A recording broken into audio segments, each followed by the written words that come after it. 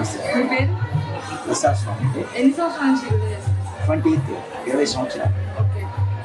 దత్తాత్రేయ స్వామి గుడిలో ప్రత్యేకంగా శివ పూజ అంటే ప్రత్యేకంగా ఎంత స్వామివారు మాలకొండలో తపోశక్తి మొత్తం కూడా శివపార్వతుల ఆలయంలోనే ఒక ఊళ్ళో చేసేవారు. అందుకని ఇక్కడ స్వామివారి మూలస్థానం పార్వతీ పరమేశ్వరులు అంటారు. అదొకటి స్వామివారి ఇక్కడ తపోశక్తి పొందిన చోటు. దీన్ని శ్రీదత్తవనం అంటారు. ప్రతి సంవత్సరం ఈ మాఘ బహుళ చతుర్దశి రోజున అత్యంత విధంగా శివరాత్రి కార్యక్రమాలు జరుగుతుంటాయి. చాలామంది జనం బయట దూర ప్రాంతానికి వస్తారు. అలాగే స్వయంగా స్వామివారు తన ఆలయానికి ఈశాన్య దిక్కులో ఏర్పరచుకున్న విధంగా ప్రత్యేకంగా చాలామంది లింగోద్భవ కాలంలో రాత్రి 11 నుంచి 2 గంటల దాకా అత్యంత వైభవంగా అభిషేకం జరుగుతుంది. గత 20 సంవత్సరాల నుంచి కూడా చాలామంది అభిషేకాల కోసం ఎదురు చూస్తూ ఉంటారు. చాలామంది ఉన్నారు. అవసరమైన వాళ్ళు, ఇష్టమైన వాళ్ళు స్వయంగా వాళ్ళు గోత్రనామాలు అకౌంట్లో నమోదు చేయించుకొని ఆ టైంలో చదివిస్తుంటారు. కొంతమంది డైరెక్ట్గా దూర ప్రాంతానికి వచ్చిన వాళ్ళు అభిషేకంలో పాల్గొంటారు. శివరాత్రి రోజు ఎలాంటి స్వామివారికి ఏకైక అభిషేకం జరుగుతుంది. అలాగే ప్రదోషకాలం సాయంత్రం 5 గంటలకు ఆయా సమయాల్లో భక్తులు గోత్రనామాలతో అభిషేకాలు జరుగుతారు. శివరాత్రి బాగా రద్దీగా ఉంటుంది కాబట్టి కొన్ని సమయాల్లో మనం అభిషేకాలు చేయాలి. అలాగే 11:30కి వచ్చేసి లింగోద్భవ కాలం. అది చాలా ఇంపార్టెంట్. ఎందుకంటే మన భూమి మీద 12 జ్యోతిర్లింగాలు తెలిసి ఈ సమయంలో అంటారు కదా, బ్రహ్మ విష్ణు పోటీ పడ్డ మధ్యలో సంక్షిప్తంగా చెప్తారు. మధ్యలో స్తంభం లాగా ఏర్పడడం, వాళ్ళ ఇద్దరు పోటీ తర్వాత ముందు ఈ స్తంభం ఎట్లా కనుక్కోవాలి దేవత చెప్పడం. ఆ స్తంభాన్ని ఎత్తుక్కుంటూ మీరు బయటకు వెళ్ళారు కానీ ఎక్కడ దాని కూడా దొరకలేదు. ఆ టైంలో కొంత భస్మం కింద రాలేదు. దాన్ని లింగోద్భవ కాలం ఒక పురాణం చెప్తారు. ఈ 12 జ్యోతిర్లింగాలు ద్వాదశ జ్యోతిర్లింగాలు సౌరాష్ట్ర సోమరాజంచ శ్రీశైలం మల్లికార్జునం ఉజ్జయిన్యాం మహాకాళం ఓంకారం మల్లేశ్వరం పల్లెయాం వైద్యనాథం చ అకిన్యాం భీమశంకరం సేతు వందేతు రామేశం నాగేశం దాంతాం వారణాస్యాం విశ్వేశం త్రయంబకం కౌతమికటే అభిమాలయతి కేదారాం కృష్ణేత్య శివాలయం ఏతాని జ్యోతిర్లింగాలే సాయం సప్తజన్మకం బాబు అనే ఈ 12 జ్యోతిర్లింగాలు కూడా ఈ మాఘమాస బహుళ చతుర్దశి రోజు అర్ధరాత్రి సమయంలో భూమిలోంచి పొడుచుకొచ్చాయి. వాటిని పుట్టు శివులు అంటారు. ఆ సమయంలో అభిషేకాన్ని మనం లింగోద్భవ కాల అభిషేకం పలు చోట్ల ఒక్కొక్క ఆచారాన్ని బట్టి కళ్యాణం జరుపుతారు. కానీ మేము శాస్త్రోక్తంగా ఆది నుంచి కూడా లింగోద్భవ కాలంలో మరొక అరగంట 11 మొదలవుతుంది. చాలామంది జనసంఖ్యలో కూర్చుంటారు. ఆ అభిషేకం చాలా మంది చూస్తుంటారు. ఆ టైంలో అందరూ కూడా స్వామివారి అన్నాభిషేకం పంచామృత స్వామి జరిగిన తర్వాత అందరికీ తీర్థ ప్రసాదాలు ఇచ్చి వారి వారి ప్రాంతాలు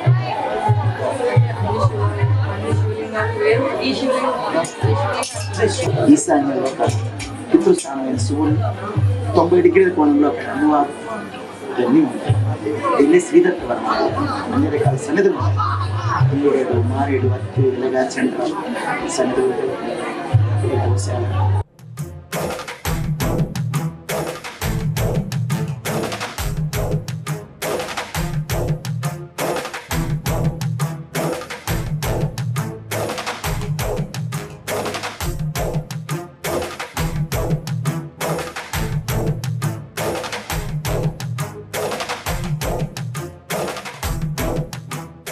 ఇప్పుడైతే శ్రీ దత్తాత్రేయ స్వామి మందిరం ధర్మకర్త గారు ప్రసాద్ గారు అయితే మనతో పాటు ఉన్నారు.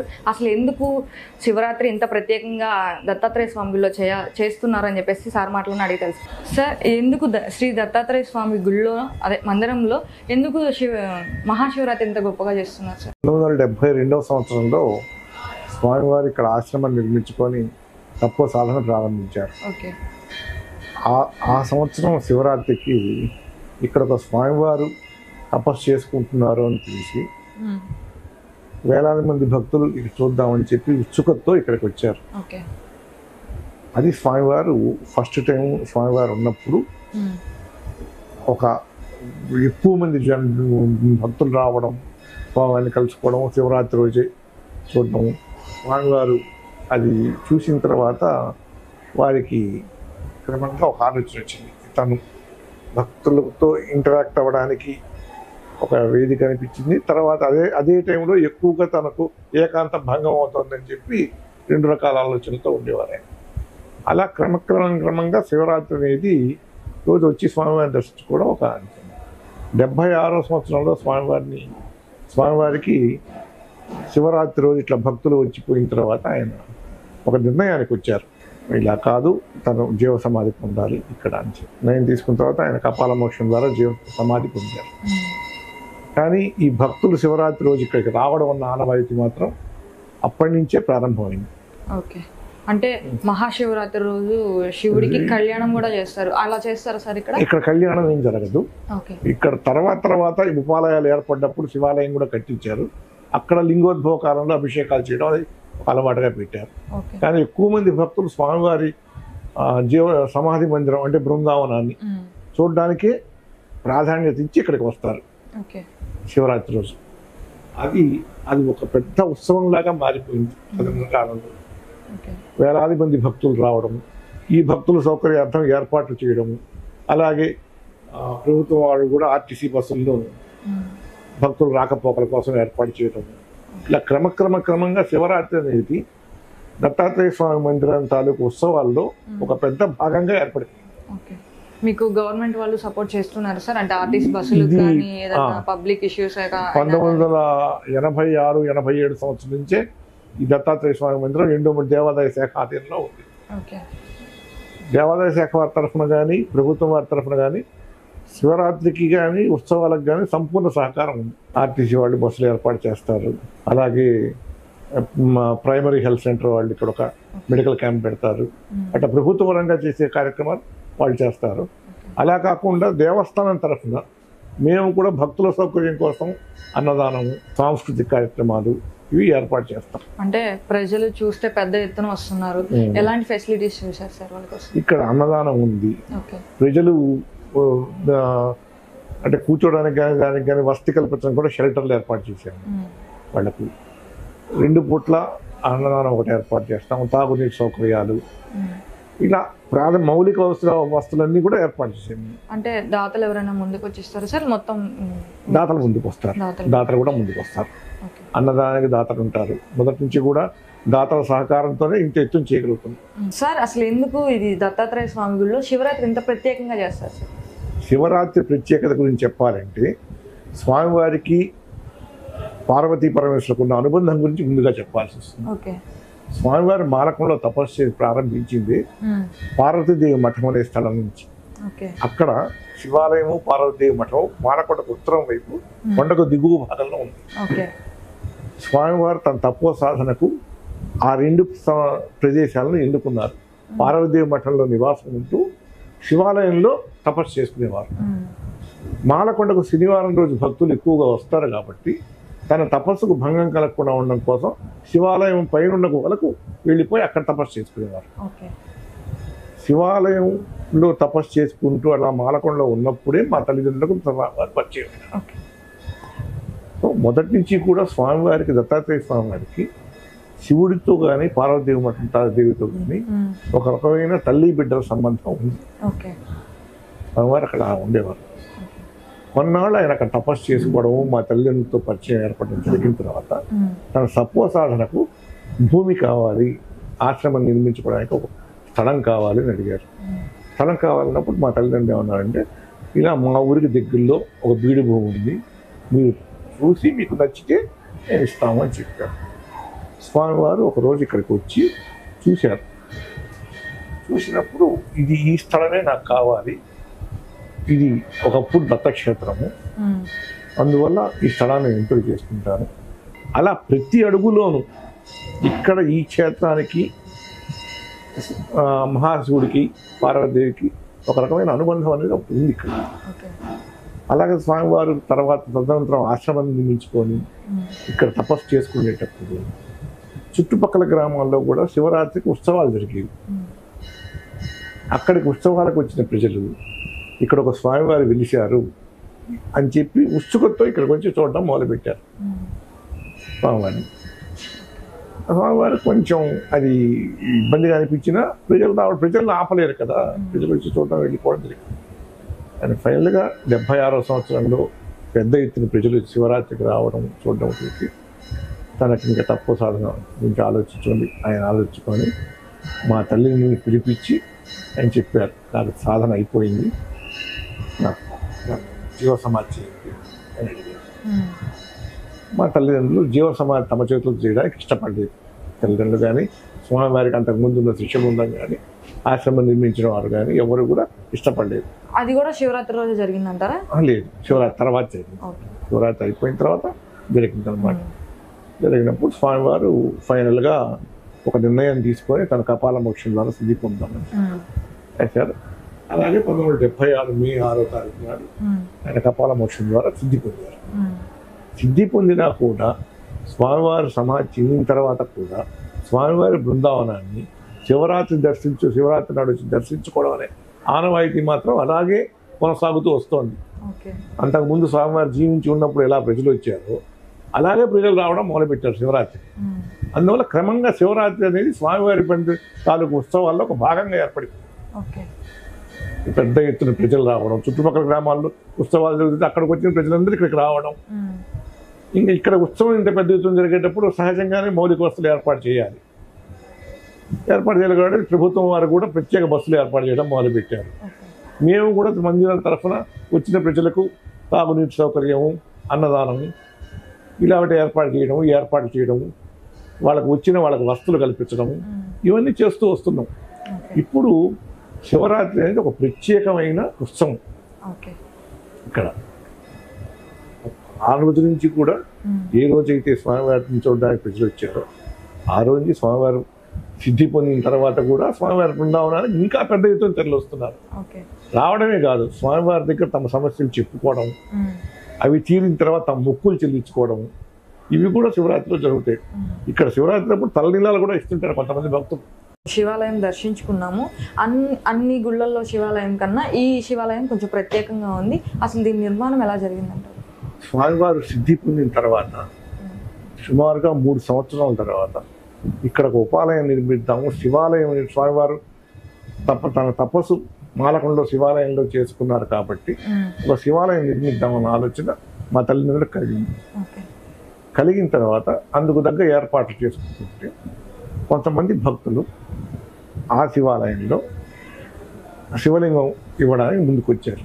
శివలింగం నర్మదా నదీ తీరం నుంచి ఆ శివలింగాన్ని ప్రత్యేకంగా తీసుకురావడం జరిగింది. భక్తులు తీసుకొచ్చి అక్కడ ప్రతిష్ఠించడం జరిగింది అన్నమాట.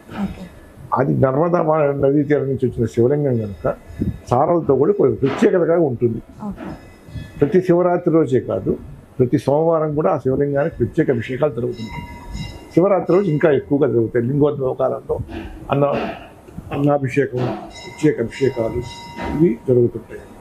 అప్పటి నుంచి కూడా శివాలయంలో పూజలు జరగడం ఒక పద్ధతిగా జరుగుతూ వస్తుంది.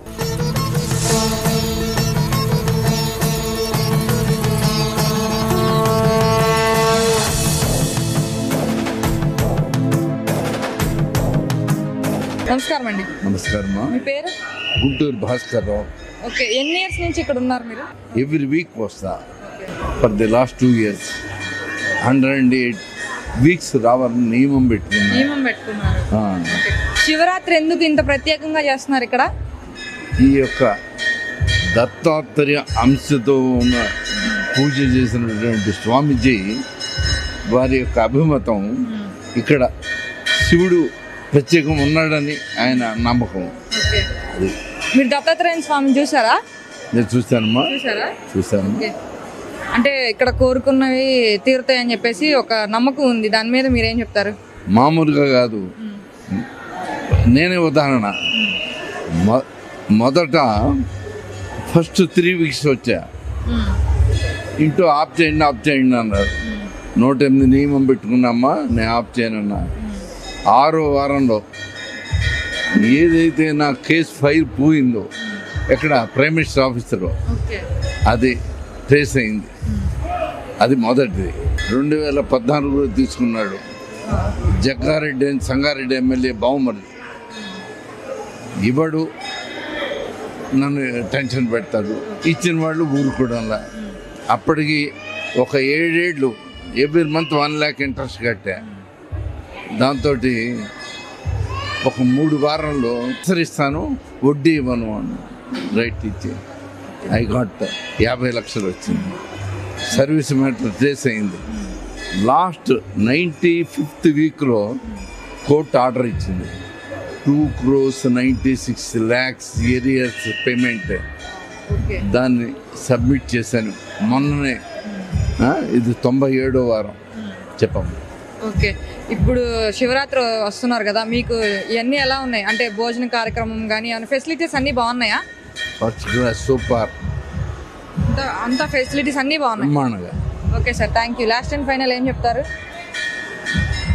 ఇక్కడికి వచ్చే ప్రతి వాళ్ళు మనసులో ఏం కోరుకుంటున్నారు సీల్డ్ కవర్లో పెట్టేసి పని అయిన తర్వాత వచ్చి ఇది అయింది అని చెప్పి ఆ రెండుని సబ్మిట్ చేస్తే ఫ్యూచర్ జనరేషన్లో వాళ్ళు ఓహో ఇది ఉందా అని చెప్పి ఒక ఇదిలో వస్తారు. అది దాని యొక్క ప్రత్యేకత. 2, ఎందుకంటే ఆ స్వామీజీని పూర్వాశ్రమంలో నేను చూసా. అప్పుడు సర్వీసులో ఉన్న టైం లేదు, అసలు లెక్క చేసే తనం లేదు. దాని తర్వాత నేను మడ్డి వచ్చింది ఎప్పుడే అంటే ఇక్కడ ఒంగోలు, మాది హైదరాబాద్, ఒంగోలులో అమ్మాయిని చూడడానికి రా అని చెప్పారు. సరే వచ్చి చూసా, ఆల్రైట్ సెలెక్ట్ చేశా. మడ్డి వచ్చి చూద్దాం అనుకున్నప్పుడు ఆయన అస్తమించారమ్మా. అది అంటే మీరు ప్రతి వీక్ కూడా హైదరాబాద్ నుంచి వస్తారా? అంతేమ్మా.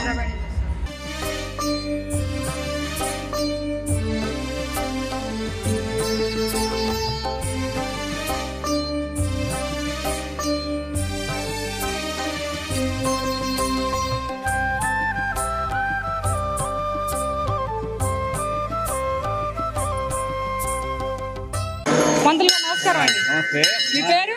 రామబ్రహ్మచారి. ఎక్కడి నుంచి, ఎన్ని ఇయర్స్ నుంచి చేస్తున్నారు ఇక్కడ? ఇక్కడ 20 సంవత్సరాల నుంచి చేస్తాను. ఎక్కడి నుంచి వస్తారు రోజు? మేము ఇప్పుడు కావాలి నుంచి వస్తున్నాను. నేను 19 సంవత్సరాలు అయిన తర్వాత నాకు ఆరోగ్యం బాగలేకుండా వచ్చింది. మైండ్ అసలు ఫెయిల్ అయిపోయింది. అన్నం ఆహారం లేకుండా ఉన్నది.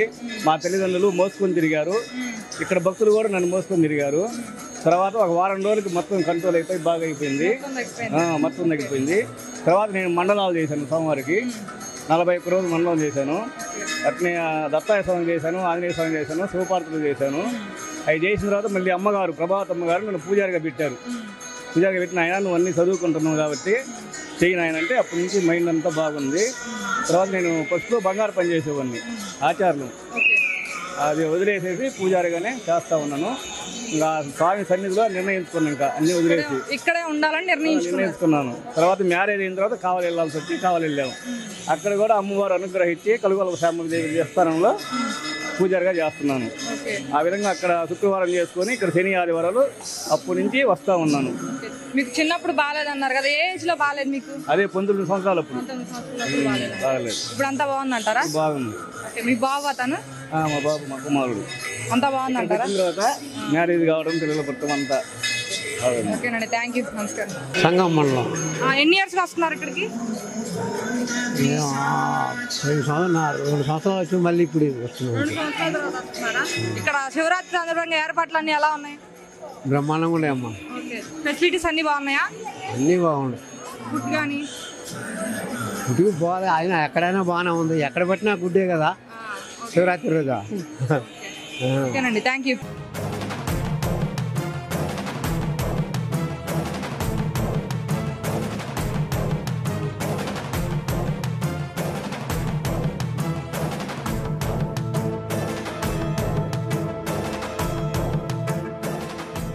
మీ పేరు? లక్ష్మి. ఓకే, ఇక్కడికి ఎన్ని ఇయర్స్ నుంచి వస్తున్నారు? 8 years అయింది. ఓకే, దేనిలో చూసి వచ్చారు మేడం? ఫేస్బుక్లో. ఫస్ట్ టైం ఫేస్బుక్ చూసాను. చూసి ఒక 1 month అలా కంటిన్యూ చేస్తుంటే ఒకసారి ఆ నెంబర్కి కాల్ చేశాను. ప్రసాద్ గారికి అడ్రస్ చెప్పారు, వచ్చాను. అంటే ప్రతి శివరాత్రికి వస్తారా? అంటే మధ్యలో కోవిడ్ టైంలో రాలేదు, తర్వాత వచ్చాను. మళ్ళీ ఇప్పుడు వస్తుంది. అంటే ఇక్కడ శివరాత్రి కదా, ఫెసిలిటీస్ అన్ని ఎలా ఉన్నాయి? అన్నీ బాగుంది. దేనికి వంక పట్టే పని లేదు. దేనికి వీళ్ళకి తీసుకునే రెస్పాన్స్ కానీ ఏదైనా సరే. అంటే 8 yearsగా ఎందుకు వచ్చారు మేడం? ఏమన్నా అనుకోని వస్తున్నారు లేదంటే మొక్క? ఒకటి అనేది ఎలా చెప్పగలను, ప్రతిదీ ప్రతిదీ జరుగుతుంది. ప్రతిదీ. Okay madam, thank you.